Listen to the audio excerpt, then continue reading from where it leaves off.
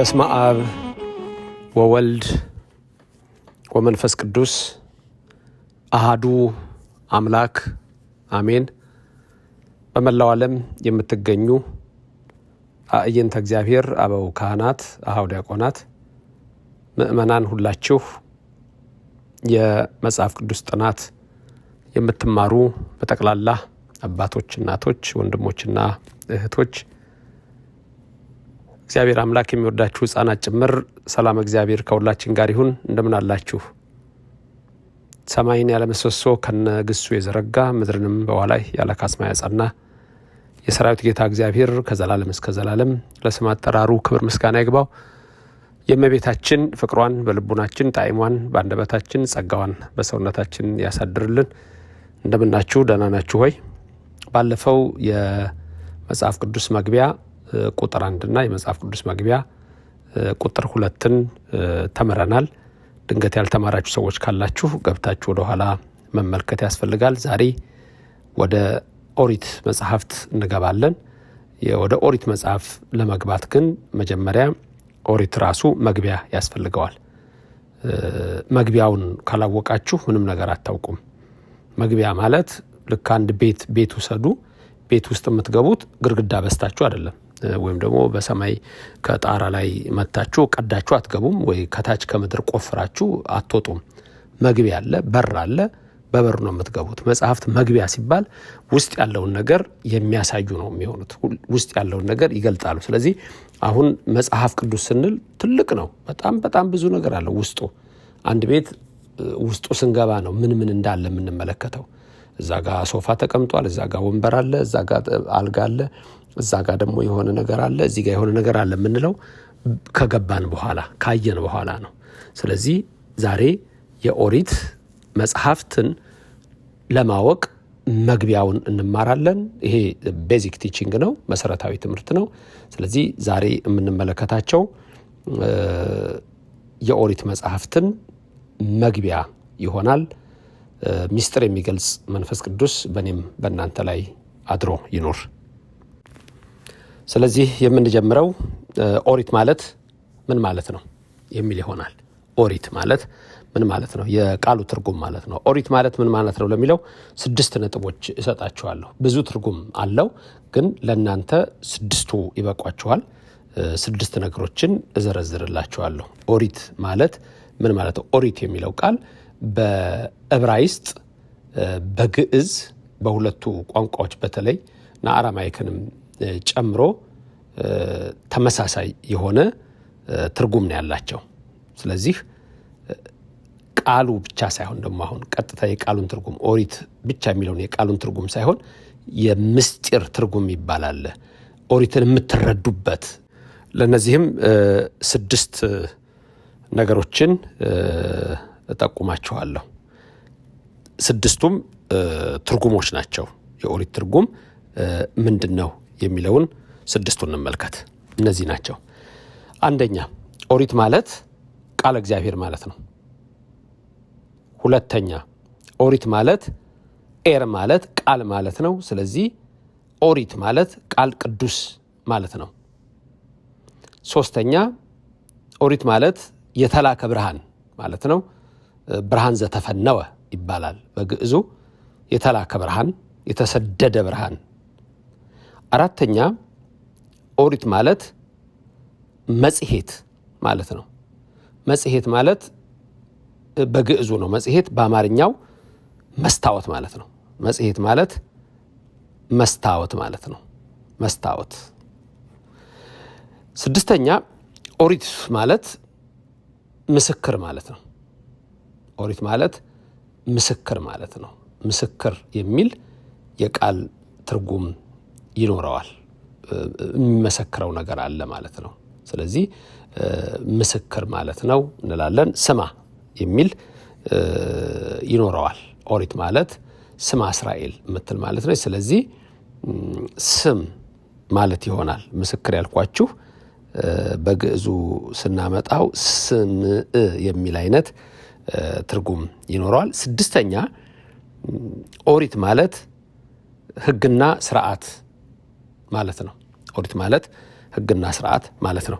እንዴት ነው እነዚህን ኦሪት የሚለው ቃል እነዚህን ትርጉሞች ሊይዝ የቻለው? ለምሳሌ አሁን የወሰድናቸውን እነዚህን ስድስቱን ሊወስድ የቻለው ከምን ነው ስንል እነዚህ የኦሪት መጽሐፍት እነዚህን ነገሮች በውስጣቸው ይዘው ያሉ ናቸው።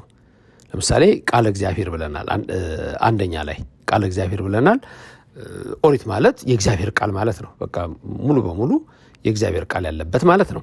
ሁለተኛ ቃል ቅዱስ ብለናል። ያ የእግዚአብሔር ቃል ደግሞ ቅዱስ ነው ማለት ነው። ስለዚህ ቅዱስ የሆነ የእግዚአብሔር ቃል ማለት ነው። ሶስተኛ ብርሃን ዘተፈነወ ያልኳችሁ የተላከ ብርሃን ማለት ነው። ኦሪት ሲባል ብርሃን ማለት ነው። የሚያበራ መብራት እንደማለት ነው። ስለዚህ ኦሪት የተላከ ብርሃን ማለት ነው። የተላከውም ደግሞ ለእኔና ለእናንተ ለእኛ ለሁላችን ነው። ስለዚህ ኦሪት የሚለው ብርሃን የሚል ቃል ትርጉም ይኖረዋል። አራተኛው ኦሪት መጽሔት ብያቸዋለሁ። መስታወት ማለት ነው። ለምሳሌ የመስታወት ጥቅም ምንድን ነው? የአይንን ጉድፍ የጥርስን እድፍ ለይቶ ያሳያል። መስታወት የምናየው ጉድፍና እድፍ ፊታችን ላይ እንዳይኖር ወይም አለባበሳችን የተስተካከለ እንዲሆን መስታወት እናያለን፣ መጽሔት እናያለን። መጽሔት ማለት ነው መስታወት። ኦሪትን ደግሞ በምንማርበት ጊዜ በቃ ጉድፋችንን፣ ኃጢአታችንን፣ በደላችንን እየለየ ያሳየናል። ስለዚህ ያ ማለት መስታወቱን አይተን እንደምናራግፍ ኦሪትን ተመልክተን ራሳችንን እናስተካክላለን ማለት ነው። ስለዚህ መጽሔት ወይም መስተዋት የሚል ትርጉም ይኖረዋል። ኃጢአትን ቆጥሮ ለይቶ ስለሚናገር ይሄ ስለሚል ስለሚዘረዝር ወደ ውስጥ ስንገባ መስታወቱ ልክ እንደሚያሳይ እንደዚሁ ኦሪት በደንብ አድርጋ ታሳያለች። አምስተኛ ያልኳችሁ ስም ወይም ምስክር የሚለውን ነው። ስም ወይም ምስክር የሚለው እሱ ደግሞ ምንድነው?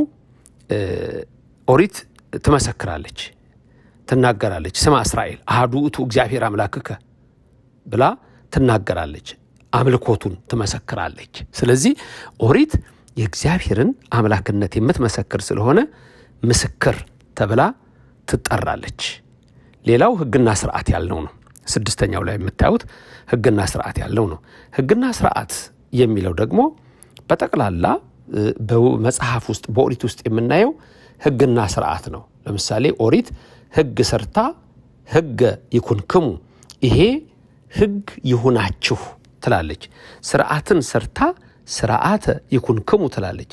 ይህ ስርዓት ይሁናችሁ ብላ ታስተምራለች። ስለዚህ ከዚህ የተነሳ እንደምትመለከቱት ኦሪት እስከ 6 በቀላሉ ሕግና ስርዓትን እንኳን ለይተን ብናመጣው እስከ 7 የሚደርሱ ትርጉሞችን እንመለከትበታለን ማለት ነው።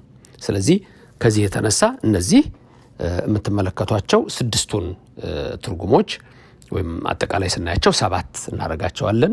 እነዚህን አይተናል። ኦሪት ማለት ምን ማለት ነው? አንደኛ ቃለ እግዚአብሔር ማለት ነው። ሁለተኛ ቃል ቅዱስ ማለት ነው። ሶስተኛ የተላከ ብርሃን ዘተፈነወ ነው። አራተኛ መጽሔት ማለት ነው፣ መስታወት ማለት ነው። አምስተኛ ምስክር ነው፣ ትመሰክራለች። አምላክ አለ እያለች ነው የምትመሰክረው። ሲጀምር ገና እግዚአብሔር ሰማይና ምድርን ፈጠረ ብሎ ስለሚጀምር ምስክር ነው፣ ያንን ምስክር ይናገራል። ስድስተኛ ሕግና ስርዓት ብለን ሕግና ስርዓትን ለብቻ ካየናቸው እስከ 7 እናያለን። ሕግና ስርዓት ብለን በዚህ መልክ ኦሪት ማለት ትርጉሙ ኦሪት የሚለው ቃል በተለይ ምንድን ነው የሚለውን በዚህ ተመልክተናል። እንግዲህ እነዚህ ዋና ዋና ኦሪት የሚለው ቃል ትርጉም ነው። ኦሪት የተማረ ሰው አሁን ምሳሌ እናንተ ኦሪትን በምትማሩበት ሰዓት ልክ ተራራ ላይ እንደወጣ ሰው ነው የምትሆኑት። አሁን ትልቁ መማሩ የሚጠቅመው ነገር ይሄ ነው። ተራራ ላይ የወጣ ሰው ትመስላላችሁ። ምን ማለት ነው? ራሷ ኦሪት በተራራ ትመሰላለች። ለምንድን ነው በተራራ የተመሰለችው? ምንድን ነው ተራራ ላይ መመሰሏ? ለምሳሌ ተራራ ላይ ስትወጡ ወደ ታች ስትመለከቱ የሚወጣውን፣ የሚወርደውን፣ የሚያልፈውን፣ የሚያገድመውን ቁልቁል ነው የምታዩት። ከላይ ሆናችሁ ነው የምታዩት። ከላይ ሆናችሁ ሁሉን ወደ ታች ታያላችሁ። እናንተን ግን ወደ ላይ ተራራው ጫፍ ላይ ስለሆናችሁ ሁለመናችሁን የሚያይ የለም። የተማረ ሰው ማለት ያ ነው። ትምህርት ደግሞ ኦሪትን ወይም ደግሞ መጽሐፍ ቅዱስን ስትማሩ ተራራ ላይ የወጣ ሰው ትመስላላችሁ። እዛ ተራራ ላይ ሆናችሁ ሁሉን ወደ ታች ቁልቁል እንደምትመለከቱት በቃ ኦሪትን የተማረ ሰው መጽሐፍ ቅዱስን የተማረ ሰው ዓለም ከተፈጠረ ጀምሮ እስከ ምጽአት የሚሆነውን ታያላችሁ። በቃ መጽሐፍ ቅዱስ ስትማሩ መጽሐፍ ቅዱስ የመማር ሚስጥሩ ትልቁ ነገር ምንድነው? ይሄንን ዓለም ትበረብሩታላችሁ። ይሄንን ዓለም ታውቁታላችሁ፣ ትፈትሹታላችሁ። መንፈሳዊ ሰው ሁሉን ይመረምራል የተባለው ሲያቅ ነው። ካላወቃችሁ አትመረምሩም። ፍጥረታዊ ሰው በመንፈሳዊ ሰው ይመረመራል ይላል፣ ዓለማዊ ሰው ሲል ነው። መንፈሳዊ ሰውን ግን መመርመር በጣም ከባድ ነው ይላል። ምክንያቱም በውስጡ ያለ እግዚአብሔር ስላለ፣ እግዚአብሔር ስለማይመረመር፣ እንደገና ደግሞ ቃሉ በውስጣችሁ ስላለ። ስለዚህ በተራራ የተመሰለችበት ምክንያት ኦሪት ምንድነው? ልክ ቅድም እንዳልኳችሁ ልክ ተራራ ላይ ስትቆሙ ቁልቁል ሁሉን ነገር ታያላችሁ። በዛ ጋር እነከሌ ወጡ፣ በዛ ጋር እነከሌ ወረዱ፣ በዛ ጋር ይሄ ያለፈ፣ በዛኛው ይሄኛው አገደመ እያላችሁ ሁሉ እንደምትመለከቱ ልክ መጽሐፍ ቅዱስን ስትማሩ በተለይ ኦሪትን ደግሞ እንዳልኳችሁ ኦሪትን በጠቅላላ ስትመለከቱት ዓለም ከተፈጠረ ጀምሮ እስከ ምጽአት የሚሆነውን ነገር ሁሉ ይሄ ይሆናል፣ ይሄ አይሆንም፣ ይሄ ይደረጋል፣ እንዲህ ይሆናል እያላችሁ ሁሉንም ነገር ታውቁታላችሁ ማለት ነው። ስለዚህ ሙሉ ዕውቀትን ትመላላችሁ። ስለዚህ ኦሪትን መማር መጽሐፍ ቅዱስን መማር ይሄን ሁሉ የሚያሳይ ነው። በተለይ ደግሞ ኦሪትን አምጥቶ ይሄንን ሲነግረን ወደፊት የሚሆነውን ነገር ሁሉ በኦሪት ውስጥ ጠቅልሎ እግዚአብሔር አስቀምጦታል በቅዱሳን ነቢያት አድርጎ። ስለዚህ ያንን በምንማርበት ጊዜ በቃ እስከ ምጽአት ድረስ ምን ሊሆን ይችላል የሚለውን በደንብ ጠንቅቀን መረዳት እንችላለን። ስለዚህ ኦሪት ማለት ምን ማለት ነው? ትርጉሙን አይተናል። ቃል እግዚአብሔር ማለት ነው። ቃል ቅዱስ ማለት ነው። የተላከ ብርሃን ማለት ነው። መጽሔት ወይም ደግሞ መስታወት ማለት ነው። ኦሪት ማለት ምስክር ማለት ነው፣ ወይም ስም ማለት ነው ብያችኋለሁ። ኦሪት ማለት ሕግ ማለት ነው። ኦሪት ማለት ስርዓት ማለት ነው። መልካም። ቀጥሎ የምናየው የኦሪት መጽሐፍት ቁጥራቸው ስንት ነው የሚለውን ነው። ስንት የኦሪት መጽሐፍት አሉ? ስንት ይመስሏችኋል? የኦሪት መጽሐፍት ምንላቸው በአጠቃላይ ስንት ይመስሏችኋል? ያው የምታውቋቸው 5 አሉ። በአጠቃላይ ግን የኦሪት መጽሐፍት ብለን የምንጠራቸው በኢትዮጵያ ኦርቶዶክስ ተዋሕዶ ቤተክርስቲያን አስተምህሮ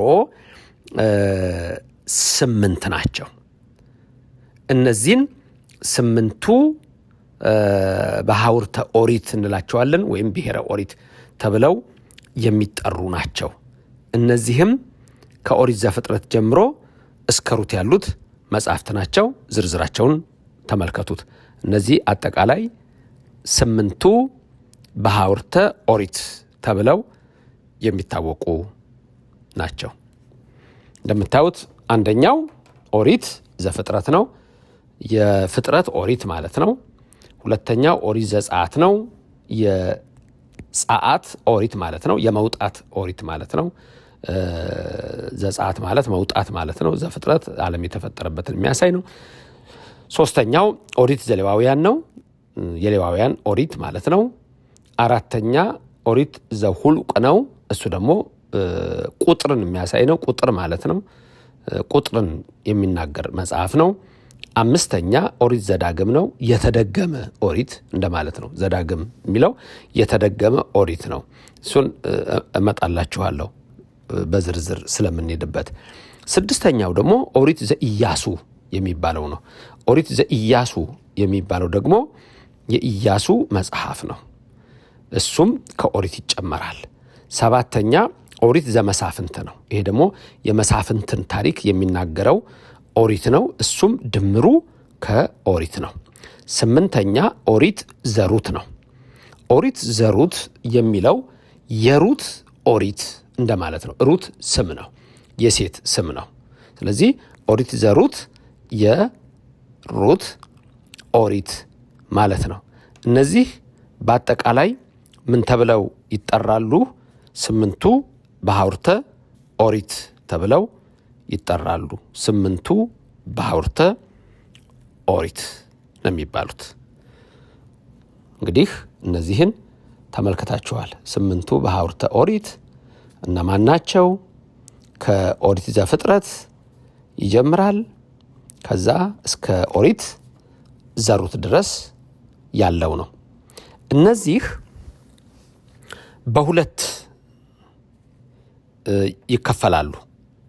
እነዚህ አሁን ያልኳችሁ 8ቱ በሐውርተ ኦሪት የሚባሉት በሁለት ነው የሚከፈሉት። በሁለት የሚከፈሉትም እንደ ጸሐፊዎቻቸው ሁኔታ ሲሆን የሙሴ መጽሐፍት 5ቱ የምንላቸው አሉ።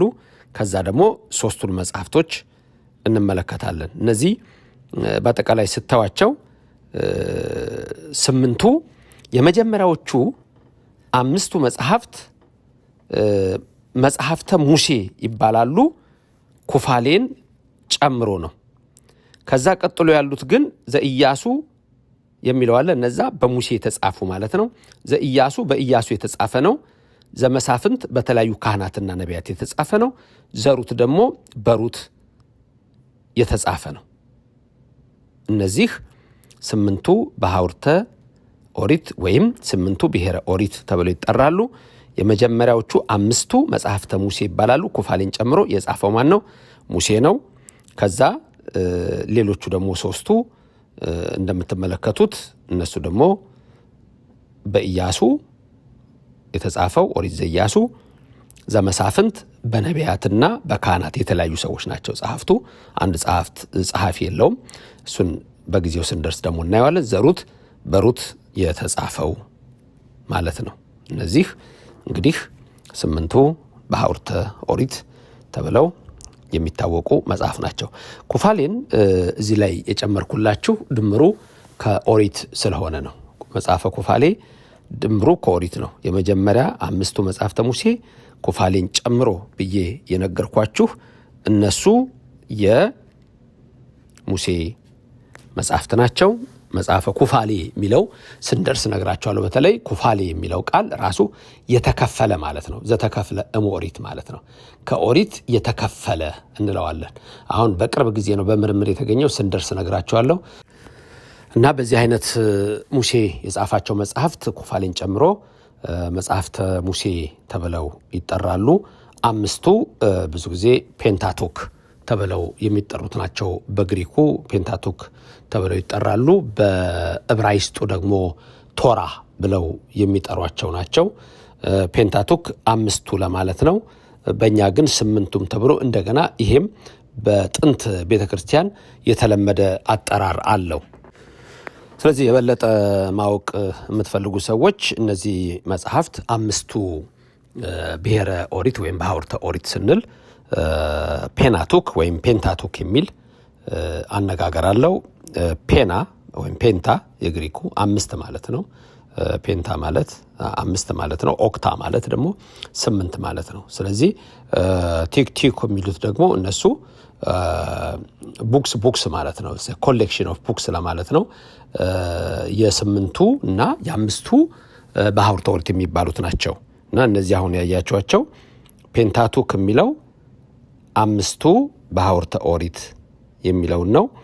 ኦክታቲክ የሚለው ደግሞ 8ቱ በሐውርተ ኦሪት የሚለውን እሱን ነው የተመለከታችሁትና እነዚህ ሙሴ የጻፋቸው 5ቱ ብሔረ ኦሪት የምንላቸውና እንደገና ደግሞ ቅድም የነገርኳችሁ ኦሪት ዘኢያሱ፣ ኦሪት ዘመሳፍንት፣ ኦሪት ዘሩት ያልነው ኢያሱ የጻፈው ነቢያትና ካህናት የጻፉት ዘመሳፍንትና ሩት የጻፈችው አንድ ላይ እሱ ሲጨመር ደግሞ ኦክታቲክ ተብሎ ይጠራል።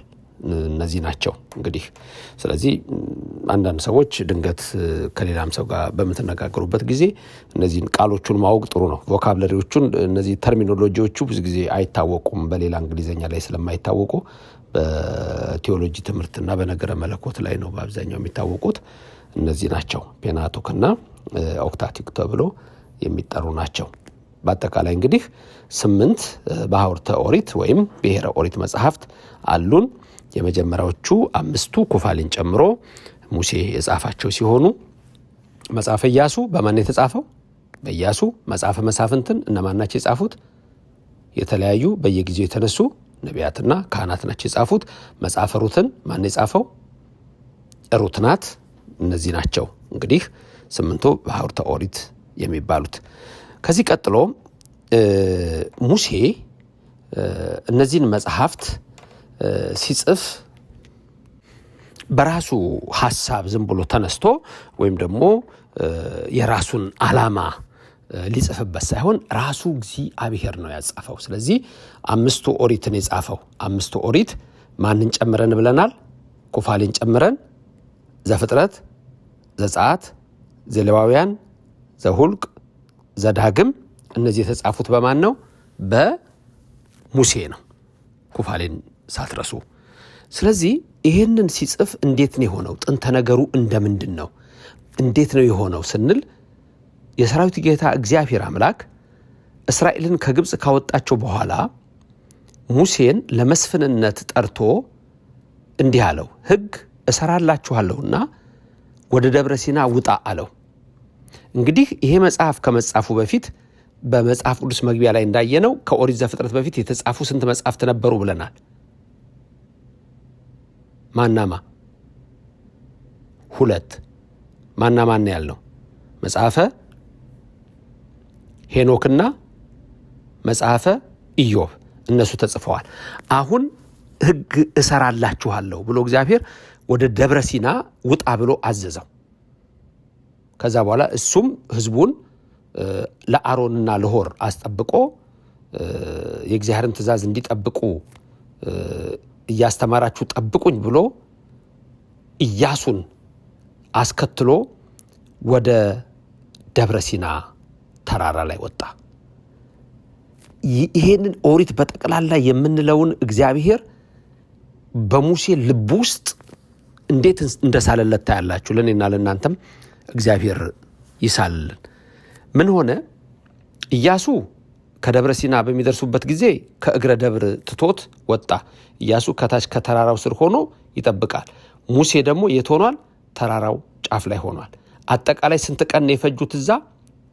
ሙሴ ተራራው ጫፍ ከርዕሰ ደብር ሆኖ፣ ኢያሱ ደግሞ ከእግረ ደብር ሆኖ። ርዕሰ ደብር እግረ ደብር ማለት ይሄ ነው።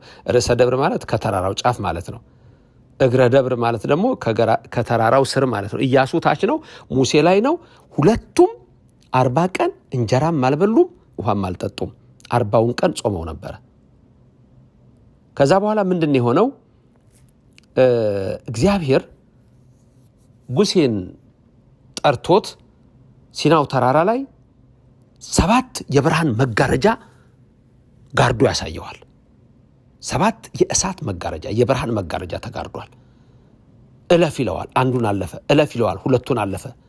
እለፍ ይለዋል፣ 3ኛውን የብርሃን መጋረጃ አለፈ። እለፍ አለው፣ 4ኛውን እለፍ አለው፣ 5ኛውን እለፍ አለው፣ 6ኛው ላይ ቆመ። 7ኛው ጋር ሲደርስ 6ቱን ጨርሶ ቆመ። ከዛ የሚደንቅ ነገር ነው እግዚአብሔር ለሙሴ የሚነግረውና በልቡ የሚስልበት። 7ኛው ላይ ቆሞ 6ቱን ቀን በ6ቱ ዕለታት የተፈጠሩትን 22ቱን ስነ ፍጥረታት እንደየወገናቸው በየዕለቱ ከእሁድ ቀን ጀምሮ እስተ ዓርብ ድረስ እሁድ ቀን ምን እንደተፈጠረ፣ ከዛ ሰኞ፣ ከዛ ማክሰኞ፣ ከዛ ረቡዕ፣ ከዛ ሐሙስ፣ ከዛ ዓርብ፣ ቅዳሜ የረፍት ቀን ናት።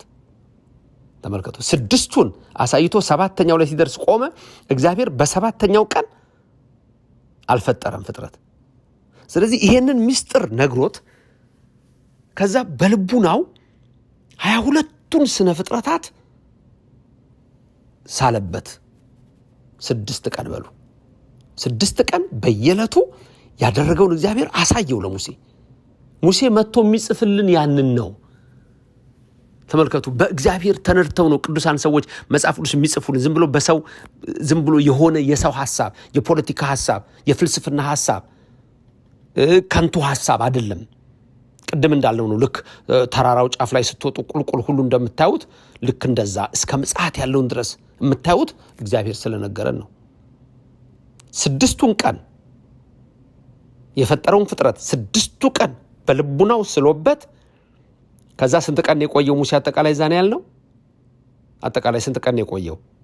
እንጀራ አልበላም፣ ውሃ አልጠጣም፣ 40 ቀን የቆየው አይደል? 6ቱ ቀን የ6ቱን ቀን ፍጥረት ነገረው። 34 ቀን አይቀርም። 34ቱን ቀን ደግሞ ከዛ በኋላ ያለውን በኦሪት ውስጥ የምታገኟቸውን ወነበቦ የሚል አለ። ነገረው የሚል እነዚህን ቃል ሲነግረው ሰንብቷል። አጠቃላይ ስንት ቀን ይሆናል? 40 ቀን ይሆናል። ሙሴ ይህን 40ውን ቀን እንጀራ አልበላም፣ ውሃ አልጠጣም። ኢያሱም ከተራራው ስር ከሙሴ ጋር አብሮ እዛ ሆኖ እንጀራም አልበላም ውሃም አልጠጣም። ሙሴን አጽንቶት የነበረው መንፈስ ቅዱስ ኢያሱንም አጽንቶት 40ውን ቀን ጾሟል። ሁላችንንም የሚያጸና እግዚአብሔር እንዲያጸናን የሱ ቅዱስ ፈቃዱ ይሆንልን። እንግዲህ በዚህ መልክ ነው እግዚአብሔር ኦሪትን ለሙሴ የነገረው። ስንት ኦሪት አለን? ሙሴ የጻፋቸው ስንት መጽሐፍ አለን? 5 ክፍል አድርጎ ነው ሙሴ የጻፈው። ምን ኦሪት ዘፍጥረት ኩፋሌ እሱ ላይ ነው የሚደመረው በነገራችን ላይ። ስለዚህ ኦሪት ዘፍጥረት አንድ ላይ ከሱ ጋር ነው 1፣ ኦሪት ዘጸአት 2፣ ኦሪት ዘሌዋውያን 3፣ ኦሪት ዘሁልቅ 4፣ ኦሪት ዘዳግም 5። እነዚህ 5ቱ ክፍል አድርጎ ያጻፈው 5ቱ የሙሴ መጽሐፍት እነዚህ 5 ሆነው መጻፋቸው ለምንድን ነው? ጥቅሙ ምንድን ነው ብሎ የሚጠይቅ ሰው ቢመጣ ለምንድን ነው 5 ያደረጋቸው? ቁጥራቸው ለምንድን ነው 5 ሲል 5 በጣም መሰረታዊ ቁጥር ነው። 5 መሰረታዊ ቁጥር ነው። ለምሳሌ 2 ነገር ልንገራችሁ። አንደኛ የሰው ልጅ ከ4ቱ ባህሪያተ ሥጋና ከ5ኛ ባህሪያተ ነፍስ ነው የተፈጠረው።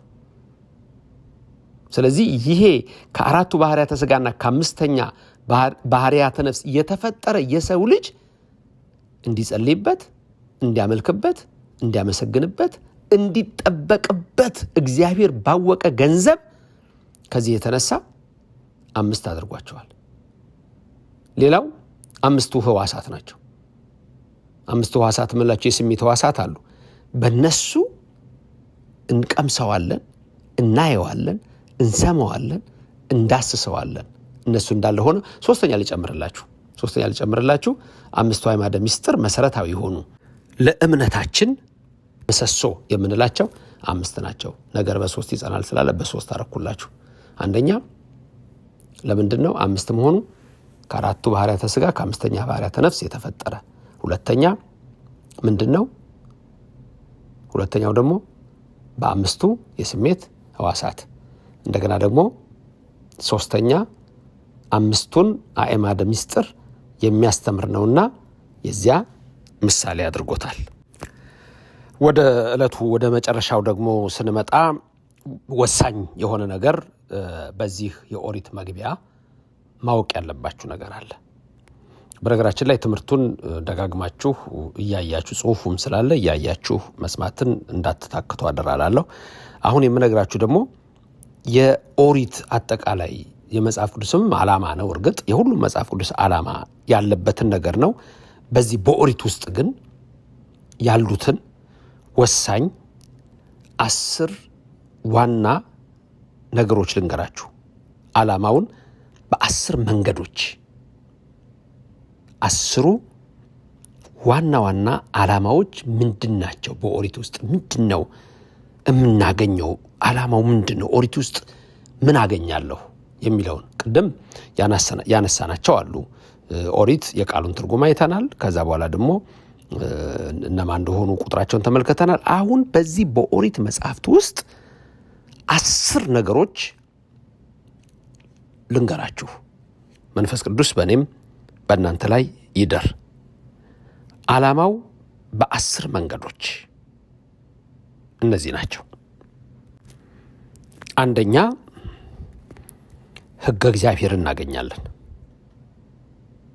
ሁለተኛ ስም እናገኛለን። ይሄ ቅድም እንዳልኳችሁ ምስክር ሊሆን ይችላል፣ አዋጅም ልለው ይችላለሁኝ። ስም የሚለውን ምስክር፣ አዋጅ ይሆናል። 3 ትእዛዝ፣ 4 አኮቴተ እግዚአብሔር፣ 5 ነገራተ እግዚአብሔር፣ 6 ተግሳጽ ይገኝበታል፣ 7 ምዕዳን ይገኝበታል፣ 8 ጥበብ መንፈሳዊ ጸሎት ይገኝበታል። ጥበብ መንፈሳዊ አጠቃላይና ጸሎት ይገኝበታል። 9 ኦሪት ጥበብ ስጋዊ ይገኝበታል። 10ኛ ወሳኝ የሆነ ነገር ትንቢት ይገኝበታል። እነዚህ 10 ወሳኝ ዓላማዎች በኦሪት ውስጥ ታገኛላችሁ። 10 ናቸው። በእኔ በማስተማር ስልት ነው ነገራችን ላይ አንድምታ ላይ 9 ሊል ይችላል። ግን እነዚህ 10ሩን በደንብ ትመለከቷቸዋላችሁ። እነዚህ 10ሩ ይዋቸው። አንደኛ ሕገ እግዚአብሔር አለን። በጠቅላላ መጽሐፉ ሕገ እግዚአብሔር ነው የሚነግራችሁ። በጠቅላላ መላው ሕገ እግዚአብሔር ነው። ስም ያልኳችሁ ደግሞ እንደ አዋጅ እንደ ምስክርነት ስማ እስራኤል አሃዱ ውእቱ እግዚአብሔር አምላክከ እያለ እስራኤል ስማ ብሎ ትእዛዝ ያለው ኦሪት ውስጥ ነው። አምላክህ አንድ ነው እያለ 10 ትእዛዛት የተሰጡት በኦሪት ውስጥ ነው።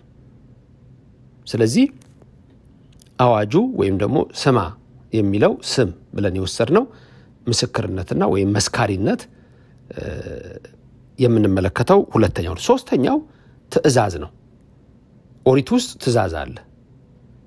ይህንን ስሩ፣ ይህንን አትስሩ፣ ይህን ብትሰሩ ይሄ መከራ ይደርስባችኋል፣ ይሄኛውን ብታረጉ ይሄን በረከት ታገኛላችሁ፣ ይሄኛውን ባትሰሩ ይሄን በረከት ታገኛላችሁ፣ ይሄኛውን ባትሰሩ ደግሞ ተጣፋላችሁ እያለ አጠቃላይ ትእዛዝን ኦሪት ውስጥ እናገኛለን። ስለዚህ ያ ትእዛዝ ተብሎ ይጠራል። 4ኛው ደግሞ አኮቴተ እግዚአብሔር ነው። አኮቴተ እግዚአብሔር ማለት ለእግዚአብሔር የሚቀርብ ምስጋና። አኮቴት ማለት በዚህ ምስጋና ማለት ነው። አኮቴተ እግዚአብሔር የእግዚአብሔር ምስጋና ማለት ነው። ለምሳሌ ሙሴ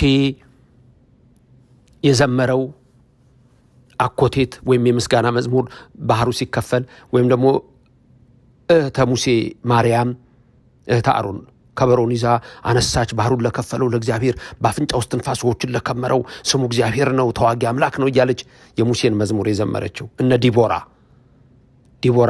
የተናገረችው። አሁን የዲቦራን የምታገኙት 7ኛው ኦሪት ላይ ነው፣ ዘመሳፍንት የሚባለው ላይ ነው የምታገኙት የዲቦራን።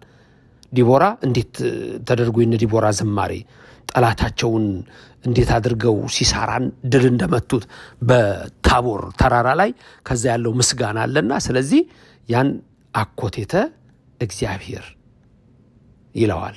ይህም ደግሞ ምስጋና ማለት ነው፣ የእግዚአብሔር ምስጋና። 6ኛው ነገራተ እግዚአብሔር ያልኳችሁ ነው። ነገራተ እግዚአብሔር የሚለው ደግሞ እግዚአብሔር ሙሴን አናገረው የሚለው ነው። በግዕዙኛ ወነበቦ እያለ የተናገረው አለ። ስለዚህ ያ ነገራተ እግዚአብሔር ተብሎ ለብቻው ደግሞ እሱ ነገረው ስለሚል በዚህ መልክ ተቀምጧል። ነገራተ እግዚአብሔር። 6ኛ ምንድን ነው የምታዩት? ተግሳጽ ነው።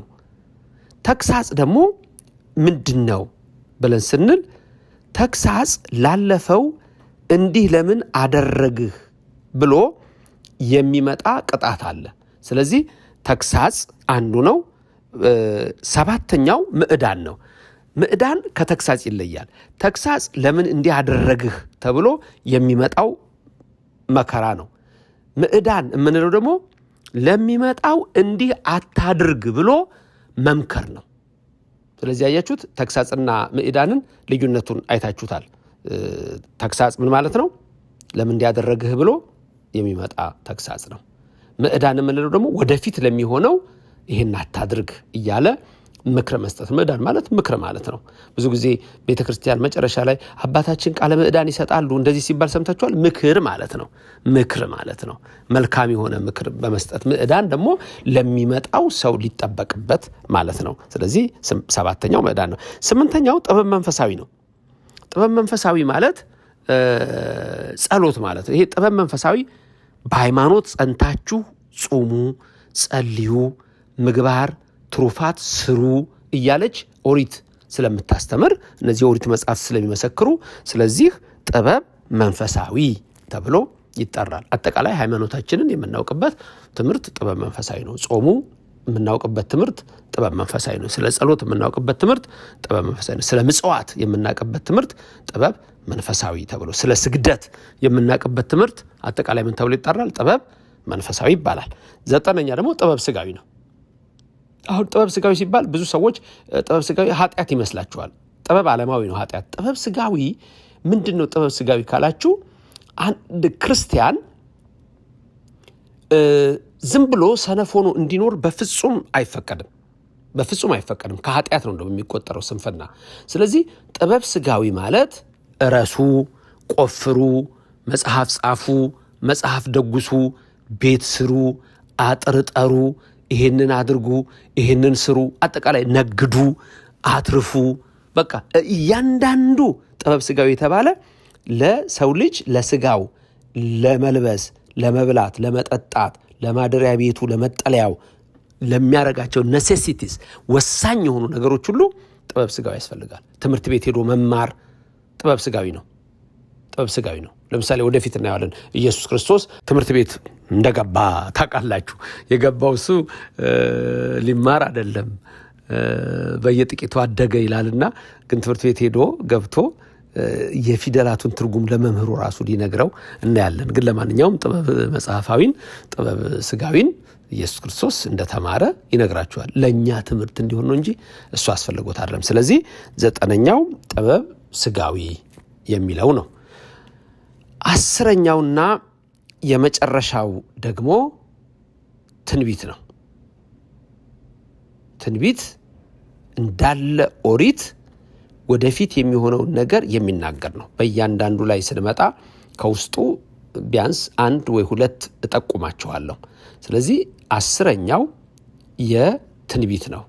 ነቢየ ያነስ ለክሙ እምአሃዊክሙ ዘከማየ ወሎቱ ስምዕዎ የሚል ቃል አለ። ምንም የግዕዙ ቃል ብዙም ባያስፈልጋችሁም እንድትሰሙት ብዬ ነው። ዘዳግም 18:15 ላይ ቀድሞ የተጻፈ ነው።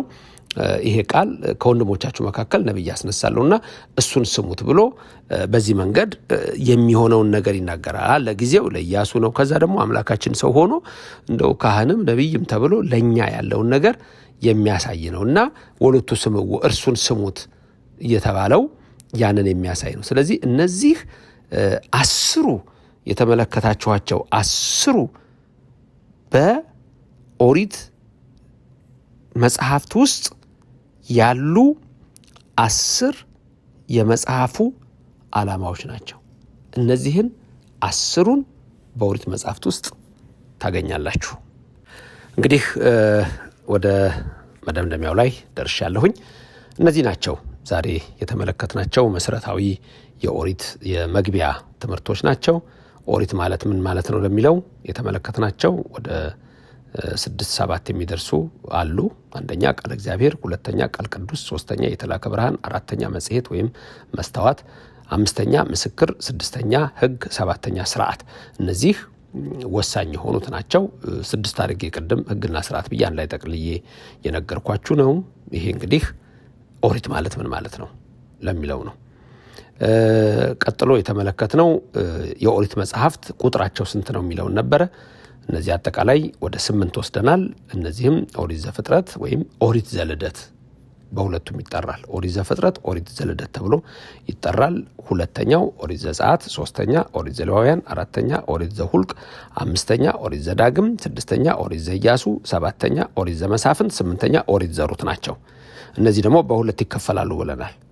5ቱ መጽሐፍተ ሙሴ የምንላቸው፣ 5ቱ ኦሪት የምንላቸው አሉ። አምስቱ ኦሪት የምንላቸው ምን ብያቸዋለሁ ቅድም? ፔናቱክ ወይም ፔንታቱክ ብለን እንገልጻቸዋለን። በትምህርት ቤት ዓለም በእንግሊዘኛው ሲገለጹ በትምህርት ቤት ዓለም በዛ ነው። 8ቱም ደግሞ በእኛ በኦርቶዶክሶች ስለሚገለጽ ሌሎቹ እንኳን በዛ መልክ አይገልጹትም። እኛ ነን ያንን 8ቱ በሐውርተ ወይም ብሔረ ኦሪት ብለን የምንጠራው። ኦክታቲክ ብለን ደግሞ የምንጠራው እነዚህን መጽሐፍት ነው። ከዛ ቀጥሎ ደግሞ የተመለከትነው እነዚህ መጽሐፍት ለምንድን ነው 5 የሆኑት ብለን የኦሪትን ስንወስድ ሙሴ የጻፋቸው ዘፍጥረት ኩፋሌን ይጠቀልላል። ግን ለምንድን ነው 5 የሆኑት ለሚለው ደግሞ የወሰድናቸው ነጥቦች አሉ። እነዚህም 3 ነገሮችን ወስደናል። አንደኛ ከ4ቱ ባህርያተ ሥጋና ከ5ኛ ባህርየ ነፍስ የተፈጠረ የሰው ልጅ እንዲመገብባቸው፣ እንዲያመልክባቸው፣ እንዲያመሰግንባቸው፣ እንዲጠበቅባቸው ነው። መጠበቅም ነው ትልቁ ነገር።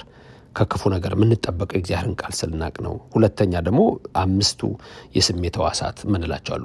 5ቱ የአፍአ፣ 5ቱ ውሳጣዊ ምንላቸው አሉ። የስሜት ሕዋሳት 5ቱ የአፍአ፣ 5ቱ ውሳጣዊ ምንላቸው። ስለዚህ በእነዚህ ሁሉ በረከት እንድናገኝ፣ እንድናመሰግንበት፣ እንድንሰማቸው፣ እንድናያቸው ራሱ የሚናገረው አለ። ስታይ በዓይንህ ላይ እንደ ክታብ አድርጌልሃለሁ እያለ በሕግ መጽሐፍ ዘዳግም ላይ የሚጽፈው አለ። ስለዚህ በእጆቻችን እየዳበስ እየተሳለምን ሁሉ ነው እኛ መጽሐፍ ቅዱስን እየሳምን የስሜት ሕዋሳታችን ሁሉንም የሚገልጽ ነው። ስለዚህ ኦሪት ይሄ ነው። የኢትዮጵያን ኦርቶዶክስ የሚለየው ይሄ ነው። ለምሳሌ በየትኛውም ሌላ ከኦርቶዶክስ ውጪ የሆኑ በተለይ የዘመኑ እምነት ተከታዮች መጽሐፍ ቅዱስ አንብበው አይስሙም።